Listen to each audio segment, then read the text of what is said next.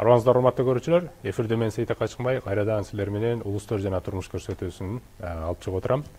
Бүгүн биз талкуулай турган тема кыргызда айтмакчы алыскы туугандан жакынкы кошуна деп коет.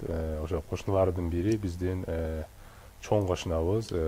Кыргыз-Кытай алакасы жөнүндө талкуу кылган отурабыз. Себеби дегенде жакында эле бир 10 күндүн плюс-минус тегерегинде Кытайда улуттук конгрессинин же болбосо Кытай парламентинде алардын 19-съезди болуп өттү. Ошондо талкууланган кеп жөнүндө сөз кылмакчыбыз, жалпы эле Кыргыз-Кытай алакасы жөнүндө сөз кылмакчыбыз. Ал үчүн бүгүн бизге студияда конокто Үмүт Култай эже конокто турат. Үмүт эжени тааныштырып кете турган болсом, филология илимдеринин доктору жана Улуттук университеттин астындагы Конфуций институтунун кыргыз тарабынын директору деп айтсак болот. Кош келипсиз, Үмүт эже. Рахмат. Мен азыр ошо сөз кылып кеттим. Негизи алыскы кошунадан жакын, алыскы туугандан жакынкы кошуна дейт эмеспи? Ошол сыяктуу биз азыр могу 21-кылымдын дагы бир 20-кылымдын феномени, мисалы, Жапан болду эле да, аябай катуу өнүккөн. Азыр 21-кылымдын феномени бул мындай коркпой эле айтсак болот, Кытай да.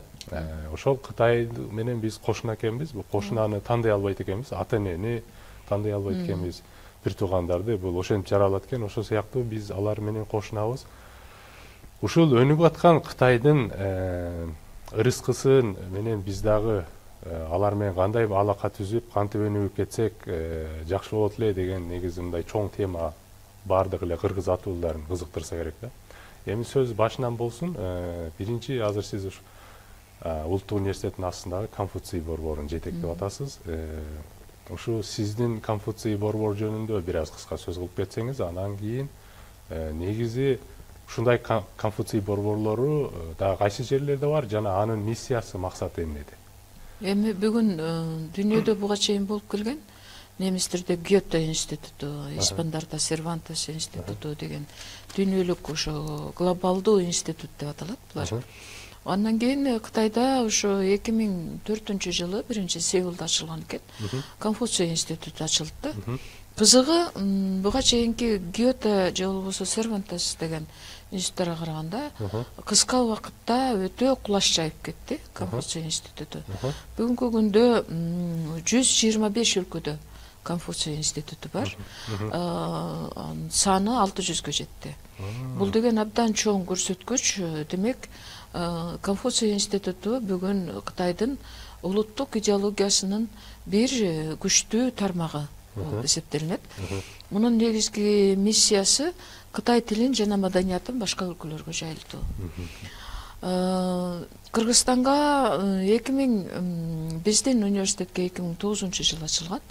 Ошондон бери мына 8 жыл убакыт өттү. 8 жыл убакыттын ичинде албетте зор билим берүү жана маданият боюнча баарлашуу, маданий баарлашуу тармагында бул институттун ролу абдан чоң болду. Бул эмнеси менен айырмаланат? Мен буга чейин дагы Кыргыз туусуна бир интервью берип, чоң бир бет толук жарыяланган маалымат бар. Ошондо мен айткан элем, азырынча дүйнөдө билим берүү тармагына Кытайдай инвестиция салган өлкө жок. Бул эмнеси менен түшүндүрүүгө болот, эмне менен далилдөөгө болот? Биринчиден, Кытай Республикасы Кытай тилин жайылтуу аркылуу бүтүндөй жаңкы бүгүнкү аламдашуунун ыргагына ылайык маданий аралык байланышты баарлашууну, маданий аралык кызматташууну, ошондой эле билим берүү тармагындагы кызматташууну эң жогорку деңгээлге жеткирди дегенге негиз бар. Биз бир нече багыт боюнча кызматташабыз. Биринчиден, биз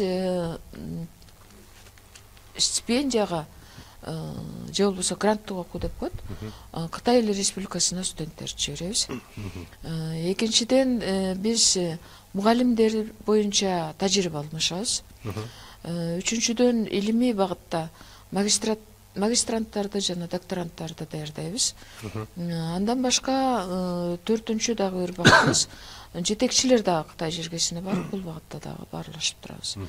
Бир эле жылдын көрсөткүчүн ала турган болсок, быйыл биз 109 студентти Кытай Эл Республикасына окууга жибердик.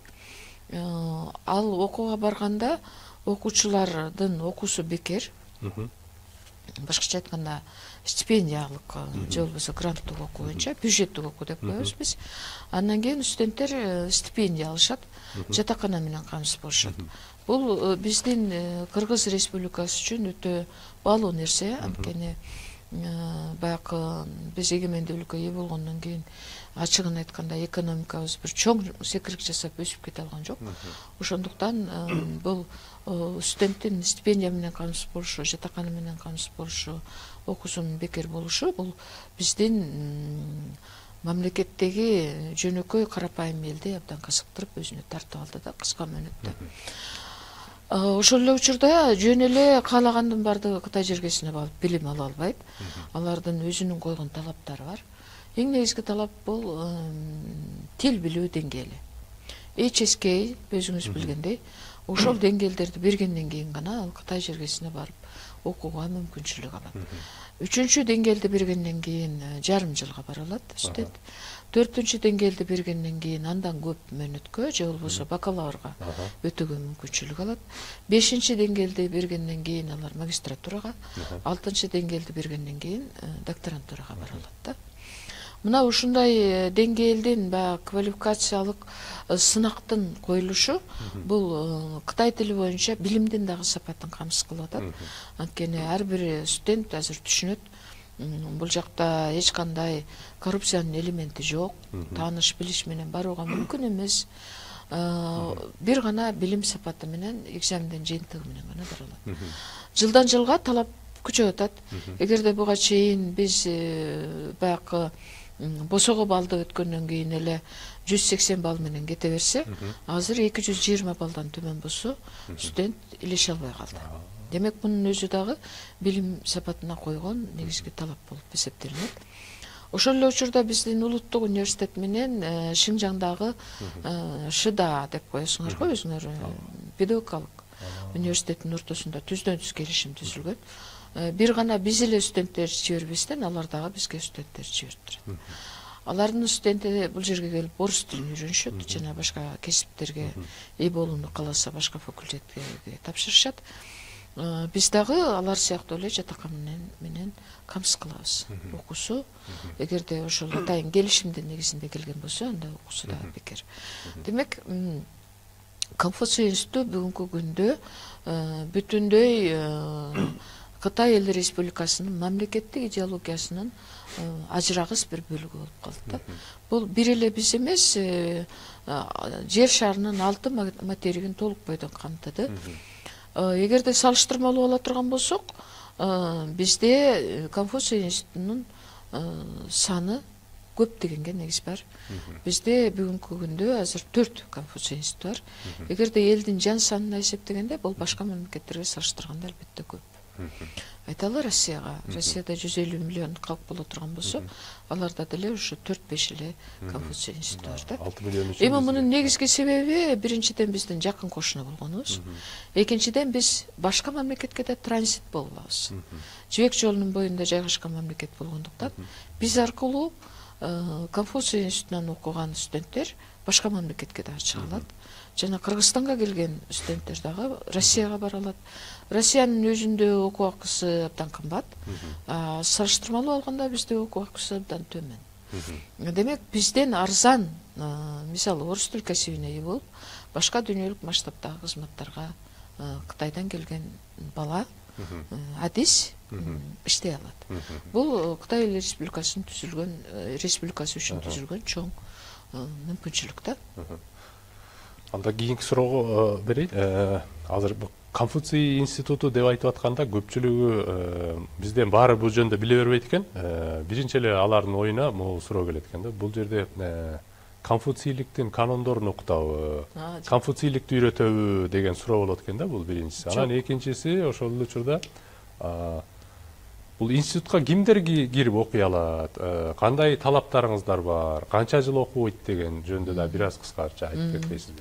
ошо Конфуций институтунун миссиясын толук түшүнө бербейт биздин өзүбүздө деле. Биз түздөн түз студентти кабыл албайбыз. Биз азыр бүгүнкү күндө 9 Конфуций классыбыз бар. 14 Конфуций борборубуз бар.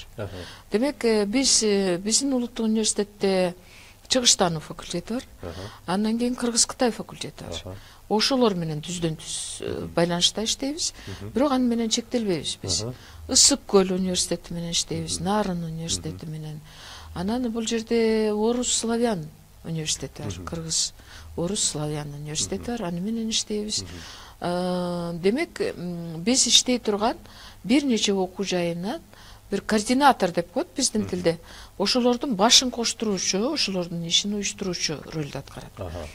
Андан башка мектептерде мына 69 мектеп Бишкек шаарында эң күчтүү гимназия мектеп, 68 мектеп, 31 мектеп жана номер 2 мектепте Бишкек шаарында, Токмок шаарында номер 5 мектеп, Караколдо бир нече мектеп, андан кийин Нарында Чкалов деген белгилүү мектеп бар. Ошол мектептерде Кытай тил киргизилип, анан ошондой класстар ачылган. Мен сыймыктануу менен айталам, биз мурунку СССРдин курамындагы же болбосо азыркы КМШ өлкөлөрү деп коелук, ошол мамлекеттердин ичинде Кыргызстан Кытай тилин үйрөнүү боюнча алдыңкы орунда турат. Биз муну эмне менен далилдейбиз? Мисалы, ошо мектептен 3 жыл катары менен жаңы Кытай көпүрөсү деп, Ханьючан. Ошол Кытай көпүрөсүндө дүйнөлүк конкурста мектептин окуучулары алдыңкы орунга ээ болушту. Мисалы, ошол Россиядан же болбосо Украина же болбосо ошол СНГ мамлекеттеринен Кыргызстандан башка бир да окуучу андай дүйнөлүк деңгээлдеги конкурска чыга элек. Биз катары менен 3 жыл ошондой орунга ээ болдук. Ошол менен бирге биздин студенттер дагы борбордук Азияда билим сапаты боюнча 1-чи орунда турат. Эгерде мурун Шинжаң университетинде эле окуган болсо биздин студенттер кийинки кезде Кытай Республикасына мен учурдан пайдаланып ыраазычылык билдирсем болот. Шанхайдан, Бейжиңден, Сиандан, Харбинден, Гуанчжоудон орун бере баштады университеттерден. Демек, бизге келиш үчүн эмне кылыш керек? Ошо бизге тиешелүү факультеттерге кирип, андан кийин биз менен байланышта болуш керек. Балдар, биз өзүбүз кыска мөөнөттүү курстарды уюштурабыз. Кыска мөөнөттүү курстарда ар бир семестрде 100дөн студент алабыз. Окуучу деле биздин кыска мөөнөттүү курстардагы угуучулар, курстун угуучулары жаш курагы боюнча абдан көптүрдү. Мектеп окуучусунан баштап бизнесменге чейин бизге келип тил үйрөнө алышат, Кытай тилин үйрөнө алышат.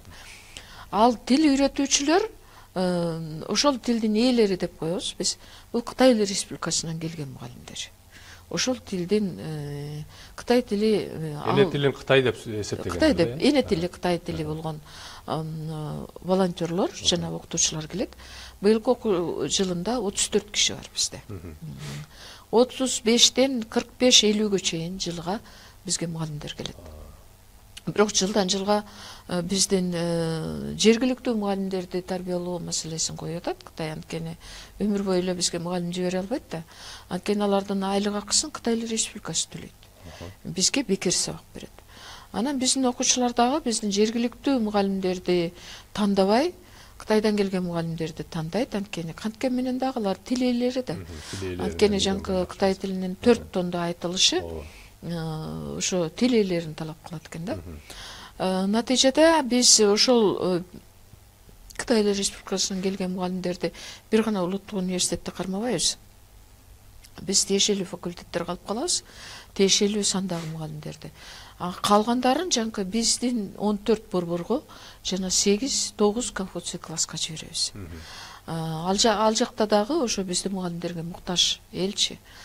Анан жылдан жылга Кытай тилине болгон кызыгуу укмуштуу да өсүп атат. Мунун өскөнүнүн себеби эмнеде? Буга чейин деле Германиядан байланыштар бар болчу, англис тилине кызыгуу чоң болчу. Азыр деле англис тилине болгон кызыгуу Кытай тилинен кем эмес. Бирок Кытай тили ошолор менен тең тайлашып, ошолор менен атаандашып, ал турмак жакынкы күндөрдө ушундай божомол бар. Кытай тили аларды басып өтүп кетет го деген. Мунун себеби Кытай Эл Республикасынын жаңкы каржылаганы мугалимдердин бекер сабак бериши, студенттердин бекер окугандыгы, анан ал жактан дагы стипендия алгандыгы, анан ал жакта окууга жакшы талап койгондугу. Айрыкча биздин шериктеш университетибиз шыда тил үйрөтүүгө абдан улуттуу мамиле эткен. Мисалы, Гуанчжоуго баргандарга караганда Үрүмчүдөгү шыда студенттерге катуу талап коюп атат да. Ошондуктан албетте биздин балдар Үрүмчүгө калбай эле андан ары барсак, ички Кытайга кирсек деген талаптар бар.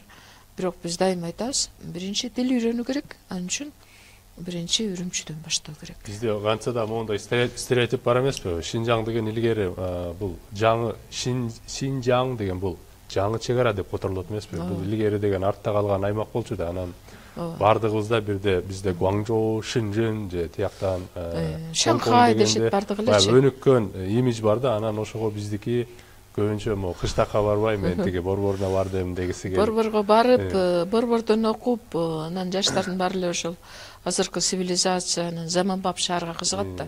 Бирок Гуанчжоуго баргандардан натыйжа жакшы болбой атат. Анткени алар балдарды эркен кое берет экен.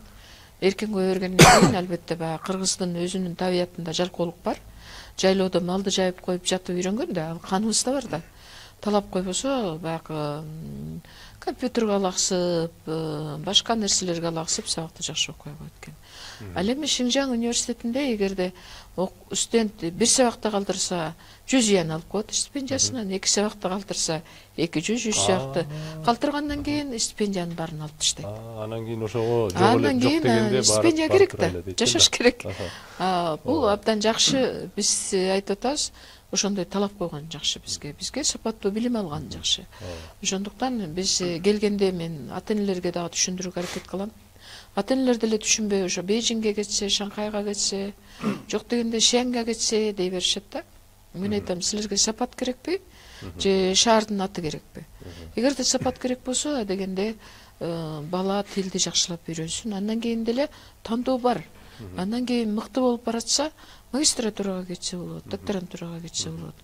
Бүгүнкү күндө ошо бир нече кызыбыз PhD доктор болуп келди Кытай тили боюнча. Бул демек илимий жактан кызматташуу дегенге негиз бар. Эми Кытай тили баарыбызга белгилүү Кыргызстанда жаш илим. Биз буга чейин өзүбүз даярдачу эмеспиз. Негизинен Россияны карап, ошо Россиядан Ломоносов атындагы университеттен бүтүп келген айрым Кытай таануучулар бар болчу. Мисалы, ошонун көч башында Иманалиев Муратбек Сансызбаевич турат. Ал ШОСто дагы башка катчы болду. Бир нече жолу элчи болду. Бирок кандайлар саналуу болчу. Бүгүнкү күндө магистратураны бүтүп келген кишилерибиз абдан көп. Ошол эле учурда 6-чы деңгээлде билген кишилерибиз абдан көп. Бул эң жакшы. Үмүт Жалкыш, бул негизи азыр Конфуций институтунун негизги миссиясы жөнүндө айтып бердиңиз да. Бул эми баягы тышкы негизи политологияда power politics деген өзүнчө бөлүм бар. Бул мындайча айтканда таасир саясаты же болбосо күч саясаты деп коет. Ошол саясаттын алкагында негизи Конфуций институттары бул Кытай мамлекетинин тышкы саясатындагы колдонулган бул soft power деп коет. Жумшак күчтүн таасири деп айтат да. Ал жака көбүрөөк Кытай тилди таркатып, ал жерден көбүрөөк пикирлер, союздарды таап, Кытай жөнүндө позитивдүү имидж таркатуу деген өзүнүн бар тышкы саясаты да. Эми бул жагы жакшы. Биз эми ар бир өлкөнүн өзүнүн улуттук кызыкчылыгы болот да. Биздин кызыкчылык менен алардын кызыкчылык бул жерде төп келсе, оюмча эки тарап тең утат. Анын үстүнө Кытайларда баягы эки тараптуу кызыкчылыктардын төп келиши деген сөздү көп айтат эмеспи аларчы. Анан кийин оюмча бул жагынан өтө жакшы да. Эми азыр мына жакында эле улуттук конгрессинин Кытайдын парламентинин, Кытай Эл Республикасынын парламентинде 19-чу курултайы же болбосо баягы СССР учурунда буну съезд деп койчу эле. Ошол Компартиянын Гүңчандаңдын 19-чу съезди болуп өттү. Ушул съезд эмнеси менен эске каларлык болду? Жана бул съездде эмнелер бекитилди деп бир аз комментарий берип кете аласызбы? Ооба. Эми бул съездди биз баягы көмгөн адат боюнча эле съезд деп атабыз.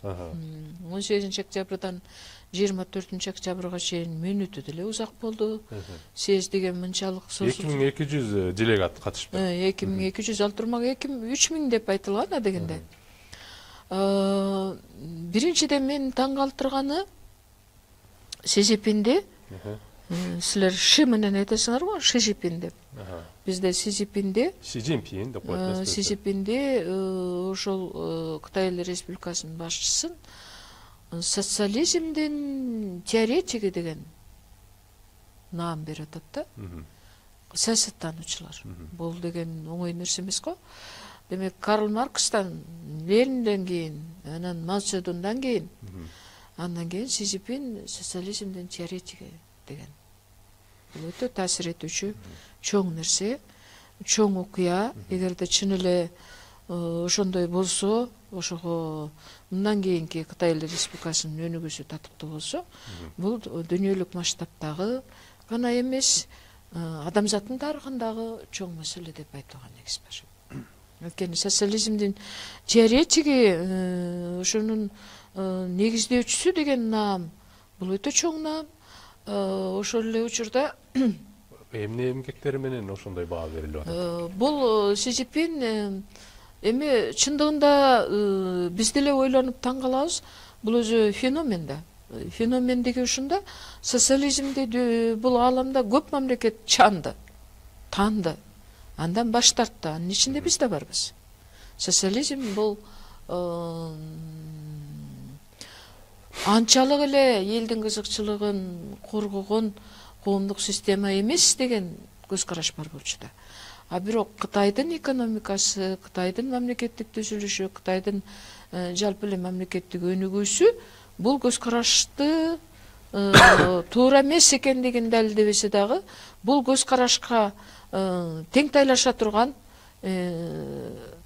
чоң зор социализмдин кубаты бар экендигин далилдеп койт да. Социализмден танбай туруп эле Кытай өнүгүп кетти. Кытайдын экономикасы өнүгүп кетти, Кытайдын мамлекети өнүгүп кетти. Демек, аалам, дүйнө мындай ой токтотуп, акыл чаргытып ойлонууга туура келип атат.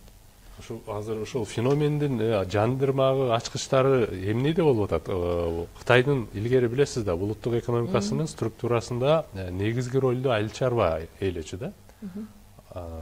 Бирок акыркы мезгилде мындай 19-кылымдын феномени бул Жапан керемети деп билебиз. Бул 73-жылга чейин моундай 10-15% менен өскөн экен.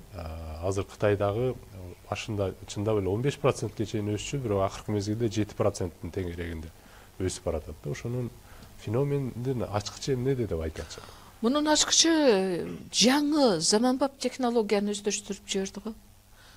Бир эле айыл чарба менен эметпестен, чектелбестен технологияны, жаңы технологияны өздөштүрүп жибергендигинде болду да.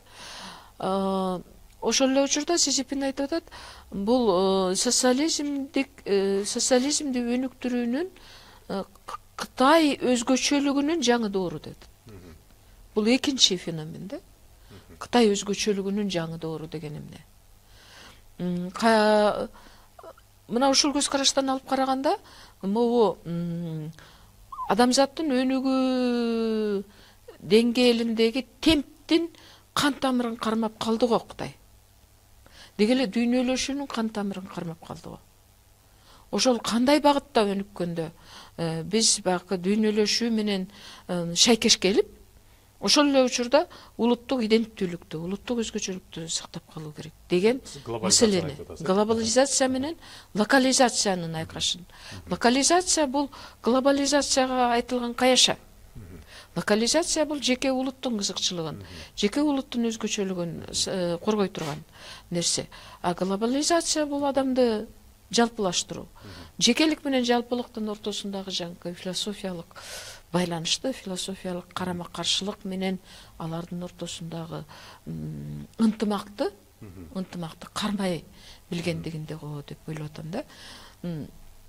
Анткени бизди дагы чакырып, Конфуций институтунун жетекчилерин дагы жылына квалификацияны жогорулатуу деп коет, бизге лекцияларды окуп турушат да. Ошондо бир лектор, дүйнөлүк масштабтагы лектордун лекциясы эсимде да. Биз кийинки кезде дейт Кытайды өнүктүрөбүз деп, өтө катуу кетип калыптырбыз дейт. Бирок бизге артка кайтыш үчүн кескин бурулуш эмес, жумшак бурулуш. Жумшак жанкы самолеттун конусу жумшак болсун дейт эмеспи? Жумшак бурулуш керек. Анткени экономиканы өнүктүрүп атып, экологияны бузуп алыптырбыз. Экологиялык кыйроого жакындап калыптырбыз. Кытайда өзгөчө азыр бул өтө орчундуу маселе. Өтө актуалдуу маселе. Экология катуу бузулуп атат Кытайдачы себеби. Анткени баягы жеке менчикти өнүктүрүп жибергендиктен өзү социализм коомдук менчикти гана өнүктүрүш керек болчу. Бирок Кытайдын феномени коомдук менчик менен жеке менчикти кошо алып кетти да. Натыйжада баягы жеке менчик дагы өнүккөндүктөн баары эле андан ары баягы кедей байга жетем дейт, бай кудайга жетем дейт деп эле баардыгы өзүнүн тармагын андан ары өнүктүрө берет экен да. Өнүктүрө бергенден кийин ал кайка зыян? Албетте жаратылышка, табиятка зыян. Бул съездде Си Цзиньпиндин дагы бир чоң жаңылыгы экологиялык цивилизация деди да. Экологиялык цивилизация. Демек, экологиялык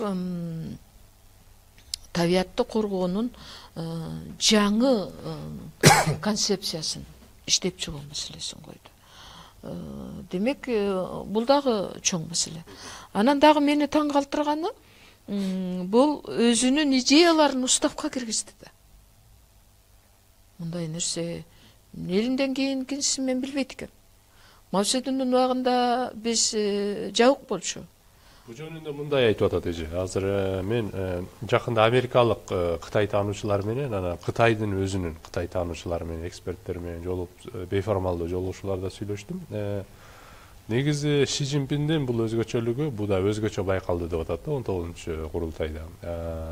Буга чейин билесиз, Кытайда моундай жаңы фразеологизм пайда болду. Биринчиси бул моундай: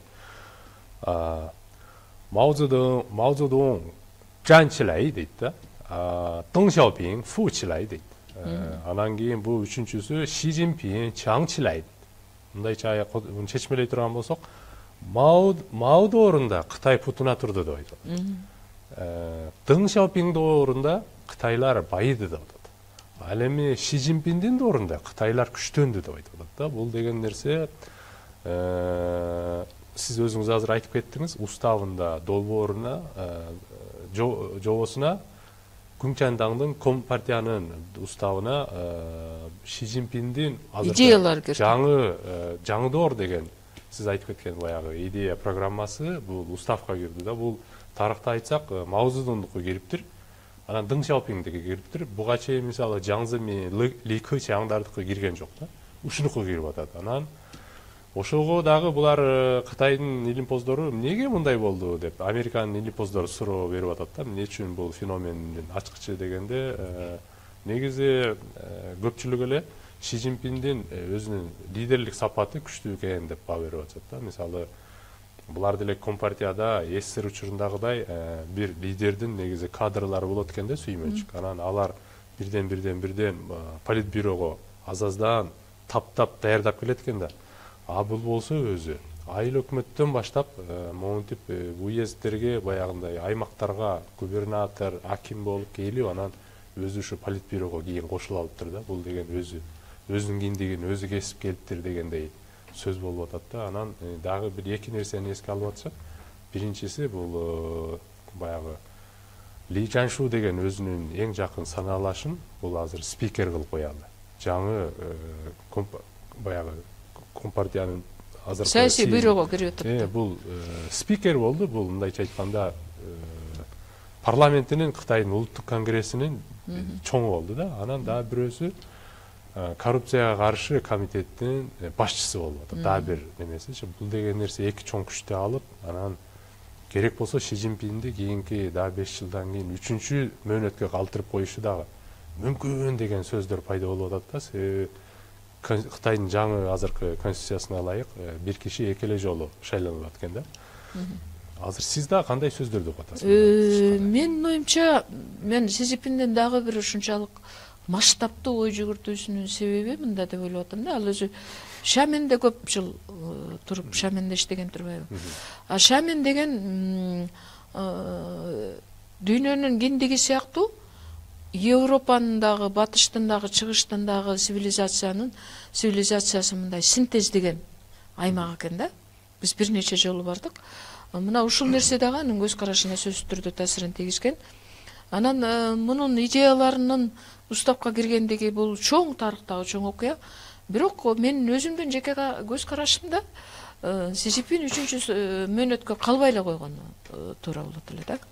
Анткени биздин айрым саясатчылар дагы, анан Россиянын саясатчылары дагы Си Цзиньпиндин ушул эмгеги жетиштүү тарыхта. 3-чүгө калбай койсо, баягы таттуу бойдон жакшынын жакшы экенин нарк насили ошол өз баасында сакталып калышудай сезилет да. Бул Си Цзиньпиндин дагы бир ошол өзүнүн идеяларын иш жүзүнө ашырганга зор бир кубат берген концепциясы бул баягы бир алкак, бир жол. Бул дагы чоң идея болду. Анан кийин эгерде мурун жөн эле жибек жолу болсо, бул азыр экономикалык жибек жолу болуп калды да.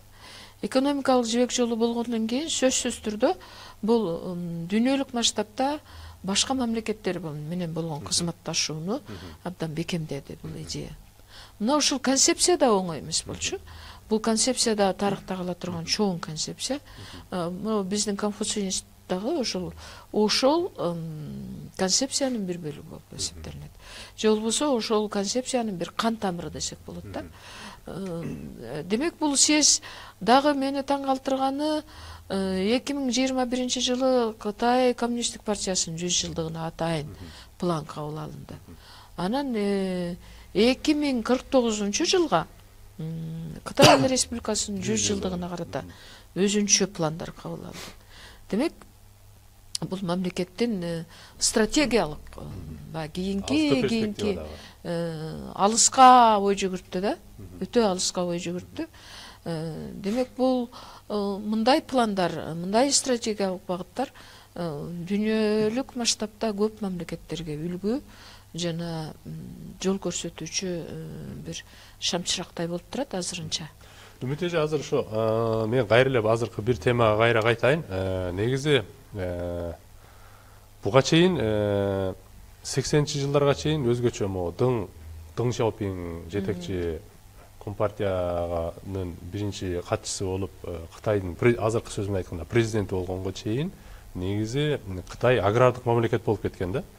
Анан бул саясаттануу жана экономика илиминде, political economics'те бул айтылат, негизи агрардык мамлекеттер баары жакыр болот, кедей болот деп айтылат да. Бул деген нерсе, мисалы азыр биз бажым биримдигине кирдик.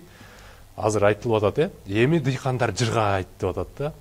Мына картошка, пияз, помидорлорун Орусияга, Казакстанга проблемасыз эле салык салбай эле сата берет. Биздин экономика эми айыл чарбасына айланат дегенди түшүндүрүп атат да. Бул деген нерсе тетрисинен биз эми артка кетип мындай дыйкан болуп кедей мамлекетке айланабыз деген алгоритмде айтылып атат да. Анан мага муну өзгөчө мен оозум ачылганы негизи ушул илимде айтылган, илимде далилденген нерсени бу жолу Си Цзиньпин өзү айтты да, могу докладында. Айтат, Кытайдын улуттук экономикасындагы айыл чарбанын үлүшү азыр 8% болуп калыптыр. Мынаны көрүп атасызбы? Бул деген нерсе 25 жыл мурун эле, 30 жыл мурун эле Кытайдын улуттук экономикасынын 80 канча пайызы бул айыл чарба болчу.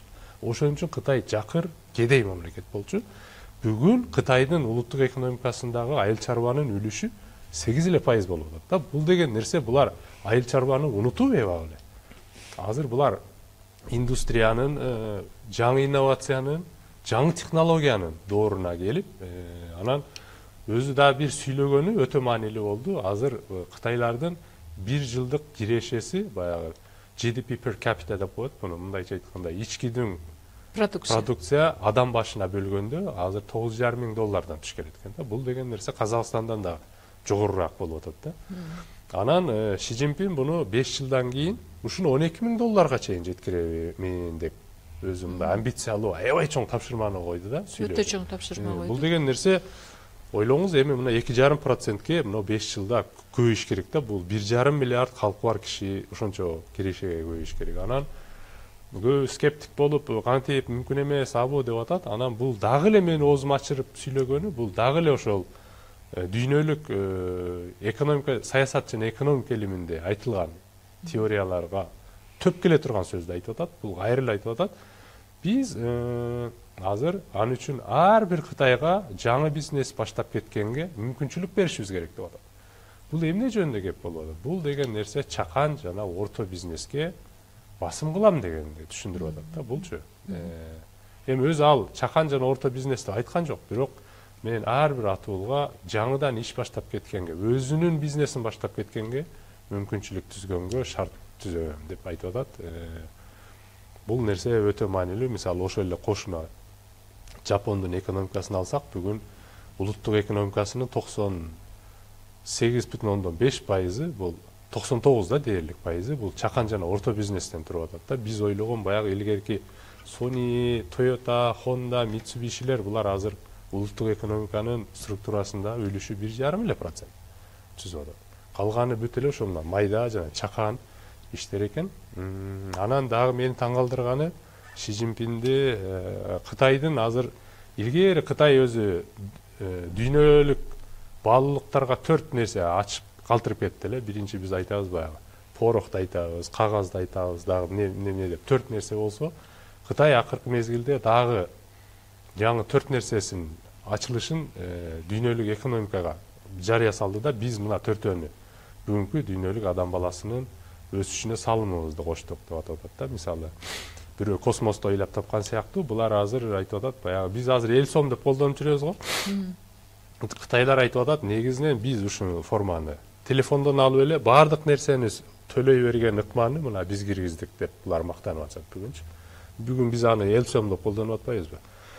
Экинчиси бул инновация. Азыр карасаңыз Америкада азыр Uber деген таксинин бир түрү чыкты да. Телефон чалып же интернеттен карап эле ким өзү турган жерине жакын жердеги таксини заказ кылып эле отуруп кете бере турган болуп атат. Дүйнө жүзү боюнчачы жаңы. Ошол сыяктуу Кытайларда дагы азыр жаңы инновация кирип атат. Бул мисалы азыр мен машинем жок болсо деле могу жерден туруп алып эле бир машинени арендага ала берет экенмин да. Могу азыр биздин имараттын түбүндө болсо, же мен мага керек жок болуп калса, ошо машинени ошо бойдон эле мен кереги жок деп кнопканы басып койсом, ошо машина башка бирөөгө кимге керек болсо, келип эле ошол кайра ошо машинени айдап кете берет экен. Аренда акысын төлөп элечи өзүчү.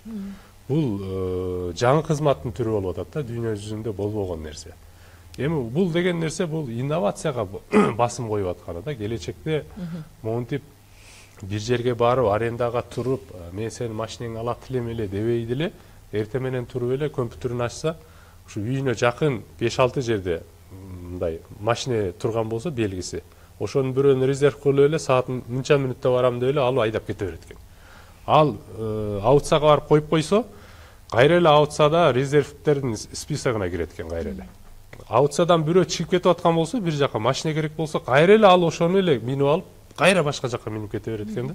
Ушул сыяктуу нерселерди бүгүн Кытайлар жаңы басым кылып алып келип атат да. Ошон үчүн биз үчүн мындай ушунчалык чоң базары чоң 1,5 миллиарддык бүгүн маркет базар турганда, биз ушул мүмкүнчүлүктү колдонбосок, мындай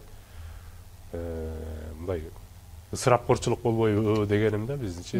Анан эң маанилүүсү, акыркы темабызга келели сиз менен. Азыр өзүңүз да айтып кеттиңиз, Кытайдын бул жолу дагы айтып кетти Ши Цзиньпин өзү дагы. Негизи бул идеяны 2003-жылы Кытай мамлекети айткан нерсе болчу. Илгери деген жибек жолу деген эле примитивдүү эле мындай кандай десем проект болгон болсо, соода долбоор болгон болсо, бүгүн Кытайлар айтып атат, бул бир жол, бир кур деген проект айтып атат да, Илоидай депчи. Бул деген нерсе ошол мамлекеттик масштабтагы проектси ушу биз аркылуу, ошол эле жибек жол аркылуу Европко да кетип атат да. Анан ушунун алкагында негизи темир жол да өтсө деген булардын өзүнүн ою бар экен. Биз ушул проект жөнүндө Бишкек-Пекин темир жолу жөнүндө биз ушу канча жылдан бери айтып жүрөбүз да.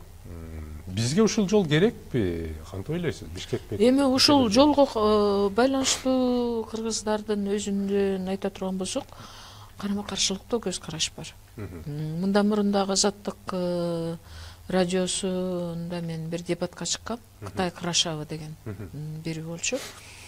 Бир жагынан бул темир жол керек, анткени бизге мына Үрүмчүнү тоону ачсак эле Үрүмчүдө барганга жеңил болот, экономикалык байланыштарды иш жүзүнө ашырганга жеңил болот, жол акысы арзан болот, ыңгайлуу болот деген менен экинчи жактан бир кооптонуу бар да, биз аны ачык эле айтышыбыз керек.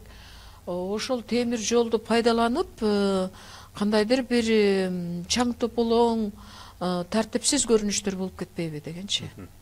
Анткени буга чейин дагы жанагы тоону ашып келип бир террордук эмелер колго түшпөдү. Уйгур улутундагылар болуш керек, кармалбадыбы? Ошол сыяктуу нерселер көп болуп кететпи деген нерсе бар. Дагы бир нерсе, ошол темир жол аркылуу Канткен менен Кыргызстан транзиттик өлкө да, ортодо турган өлкө, 9 жолдун тоомундагы өлкө, Европага, чыгышка кеткенге ыңгайлуу өлкө.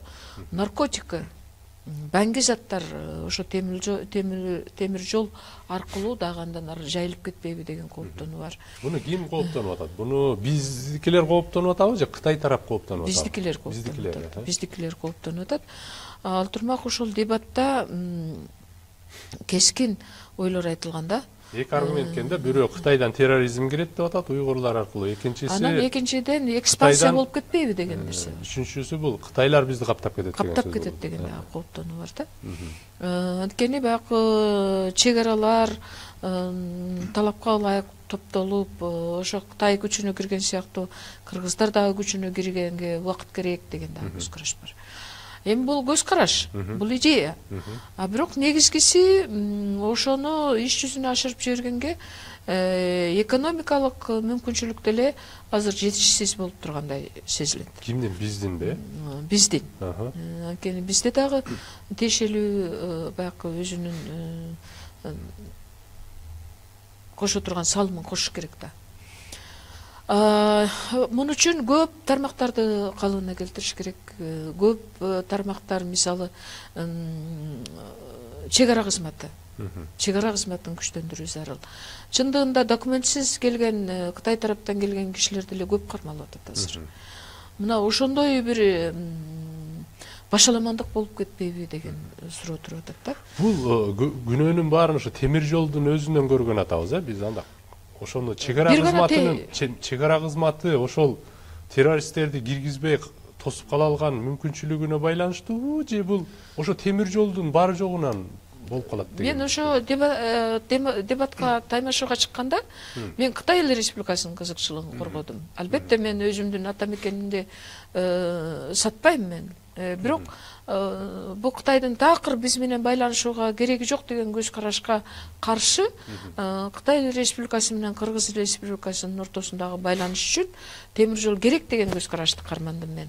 Анткени менен ошол эле учурда проблемалар демек бизде көп маселе али дагы мындан ары жакшыртууну талап кылат да. Буга чейин канча жолу теги эме кирип кетти, документсиз жарандар өтө көп кирип кетти. Ал кирип кеткенине темир жол же мен ошондо ушундай жооп бердим. КамАздардын күнөөсү эмес го дейм да. Чек ара кызматынан сурабайсыңарбы? Чек ара кызматынын проблемасы. Чек ара кызматын сурабайсыңарбы? Эмнеге ал суроону мага берип атасыз? ОВИРдин кызматы эмеспи ал? Мисалы, маданиятка дагы терс таасирин тийгизиши мүмкүн деген менин оппонентим, менин каршылашым. Мисалы мындай нерсени айтты да. Алар бул адам жеген нерсе экен. Бул Кытайлар адам жейт экен. Бойдон түшкөн баланы жейт экен. Силер ошондой нерсени Кытайга алып келгиңер келип атабы дегенге чейин өтө катуу кайым айтышуу болду да. Ошондо мен айттым, бул эми Кыргыздын Кытайдын тарыхында болгон бир мезгилде, бирок азыр жок да. Кытайдын маданиятын сөзсүз сен кабыл ал деп сени эч ким зордобойт. Сен андан көрө өзүңдүн улуттук маданиятыңды, өзүңдүн элдик маданиятыңды коргой бил, ошону сактай бил. Башка маданият, башка элдин маданиятын канчалык деңгээлде кабыл аласың сен, өзүңдүн деңгээлиңе байланыштуу деген айтышуулар болгондо, муну менен мен айтайын дегеним.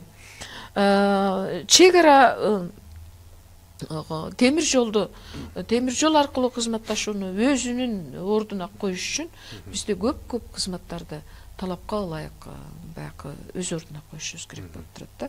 Чек ара кызматын, элчиликтерди, консулдуктарды. Мына азыр Кытайга виза ачыш деле азап болуп атат. Абдан кыйналып атабыз биз. Биздин окууга жиберген студенттерибиз ушу сентябрдын 20-сына чейин 40 градус ысыкта мээсин кайнатып элчиликтин астында турду. Анткени баягында теги бирөө кирип кетпеди элчиликке. Теракт болду. Теракт болду. Ошондон кийин абдан оор болуп калды. А эгерде темир жол болсо, ачылса виза маселеси кандай болот? Мунун баары бири-бири менен байланыштуу болуп атпайбы? Жок, азырчы мындай пассажирдик поезд болбосо дагы жүк ташуучу кылсак деле болот да. Болот. Азыр мисалы мейли, мен турист катары болуптур. Кытайга азыр түз бара албасам дагы, биринчи этап катары мисалы жүктү алып келе турган кылсак болот эле да. Себеби дегенде Бишкек менен Пекин дейбиз, эми Пекиндин өзүнө барбайт арине. Булар ача турган болсо Бишкектен берген Кашкарга. Кашкардан нары каласа Үрүмчү аркылуу тиги Тяньжинге кете турган темир жол болот, же болбосо ошо Сиань менен, Чаңан илгерки шаар менен барып анан Тяньжин деген порт бар, билесиз, же болбосо Ляньюнган деп коет жанында. Бул Сары деңизге чыга турган. Ал аркылуу биз нары Түштүк Корея, Жапан, нары Калифорния, Америкага, Тынч океан аркылуу. Бул жактан бизге эбегейс мүмкүнчүлүк ачылып атат. Сауд Арабиясы, нефтини биз түз алып келе турган болот элек, эгер Сауд Арабия өлкөлөрүнөн, Араб өлкөлөрүнөн. Бул жактан Африка мамлекеттерине, бул жагынан болсо айталы Түштүк Чыгыш, ошол Вьетнам, Таиландга, Индияга, Пакистанга, нары Жаңы Зеландия менен Австралияга да мындай мүмкүнчүлүк ачылып атат эле да, бир эле өлкө менен. Азыр мисалы мына көрүп атабыз. Казакстандын маанайына жараша бүгүн кандай биз блокадада болуп атабыз. Бирок биз ошон үчүн диверсификация үчүн биз ушунчалык өнүгүп аткан Кытай менен азыр бул мүмкүнчүлүктү эртесек баштасак болобу дегенде. Мен негизи бул маселени эми бизден башка деле канча жолу айтылып келатат, бирок сөздөн башка өтпөй атат да. Анан негизинен кайра эле ошол америкалык жана могу Кытай эксперттер менен сүйлөсөм, айтсам негизинен могу техникалык маселеси бул негизи бул өтө эле маанилүү деле эмес дейт да. Көбүнчө эле айтып атышпайбы, Кытайдын темир жол стандарты менен биздин Советтер Союзундагы стандарт эки башка болуп атат да. Кытайдын темир жол стандартын карасак, бул Европа менен бирдей экен. А биздики болсо мындай жок, СССРдин стандарты менен курасың деп атат имиш да. Негизинен биз эгер макул Кытайдын стандартына деле биз макул болуп бергенде биз утат элек да. Негизи бул техникалык эле маселе дейт. Андан дагы мааниси бул саясий себеби өтө чоң деп атат. Албетте. Россия менен чынын айтканда могу Казакстандын прессинги өтө чоң дейт да. Себеби дегенде эгер Казакстан бизге да темир жол курулуп кеткени боло турган болсо, себеби Хоргос аркылуу Казакстанга темир жол кирет, билесиз да. Алар өздөрүнүн Кытай менен жүргүзүп аткан соода транзитинин 30%-ин жогот, 70%-ке чейин жоготуп алышы мүмкүн деп өздөрүнүн эсеби бар экен да. Бул деген нерсе арине Казакстандын улуттук кызыкчылыгына өтө жагы бербей турган нерсе экен. Ошон үчүн оюмча Орусия менен Казакстан буга ар тараптуу тоскоол кылышы мүмкүн да. Кантип ойлойсуз? Биз ошо студенттер, Конфуций институту студенттер менен лекцияларды көрөбүз да. Ошо мыкты, күчтүү, билимдүү лекторлорду алып келгенде, ошо студент бир суроо берди да. Азыр дүйнөдө 3 мамлекет лидер болуп турат, алдыга умтулуп турат. Бул Кытай, Америка, Россия. Неси боюнча лидер болуп турат? Дүйнөлүк масштабта кадыр баркы боюнча, экономикасы боюнча, Россия, өнүгүүсү боюнча. Россия 40-чы, 50-чы эле экономика болуп турат. Бирок аскери боюнча биз менен байланышы? Аскери боюнча гана Россия күчтүү. 3 өлкө да? Экономикалык жактан экинчи экономика Кытай бүгүн, үчүнчү экономика Жапан. Россия 50-чү ошондой эле орунда турат. Бирок эми биз баягы буга чейин аябай чырмалышып калганбыз да. Аны мененчи Кыргызстан менен түздөн түз аралашып, мына эгемендүүлүккө ээ болгондон кийин бизге таасирин тийгизип турган, Кыргызстандын бүтүндөй саясатына таасирин тийгизип турган 3 мамлекет. Ошондой мааниде айтсак. Ошондой мааниде. Биз ушундай учурда кайсы позицияны ээлешибиз керек, кайсы орунду ээлешибиз керек, кимисине артыкчылык беришибиз керек деген суроону коюп атат да биздин жаштар. Биздин жаштарбы же айрым жаштарбы? Биздин ошо мыкты окуган студенттер да. Айрым десеңиз. Айрым. Себеби топтордо бир топ болсо керек деп атам да.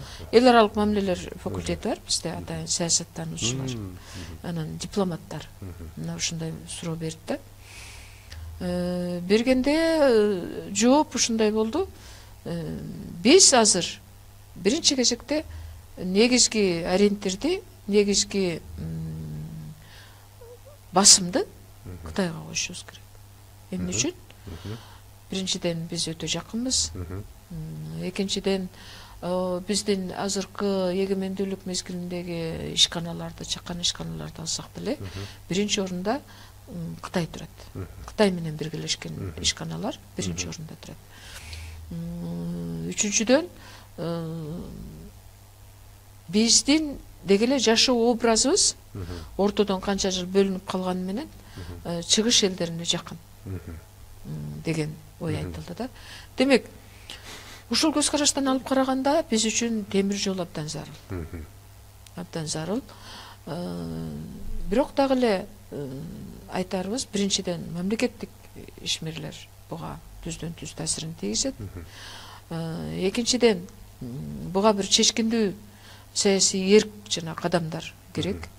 Үчүнчүдөн жалпы жанкы эки мамлекет ортосундагы кызматташууну жолго коюучу кызматтар дагы түздөн түз буга тиешеси бар да.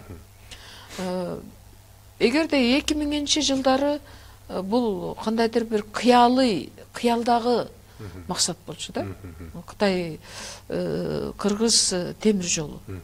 Менимче бүгүн реалдуу кадамга жакындап калды. Жакындап калды. Буюрса, бул иш жүзүнө ашат болушу керек. Так, эмесе бизге берилген убакыт соңуна келип баратат. Акыркы бир кандай каалоо тилектериңиз же болбосо айта турган сөзүңүз болсо, убакыт 1 мүнөтчө айтсаңыз болот. Биз Кытай-Кыргыз мамилеси акыркы чейрек кылым деп коелучу. Чейрек кылымда жанкы мен айткан 3 мамлекетке ориентир жасай турган болсок, Кытай менен болгон мамиле канткен менен өктөмдүккө ээ болуп кетти.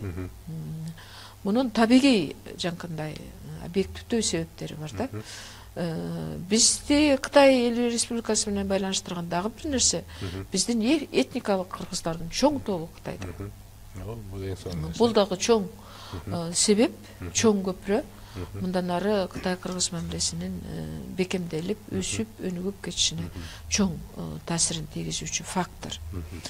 Ошондуктан мен айтар элем, албетте Кытайдын өзүндө деле бүт баары эле укмуштуудай сонун болуп кеткен жери жок. Биз аны ичинен жакшы билебиз.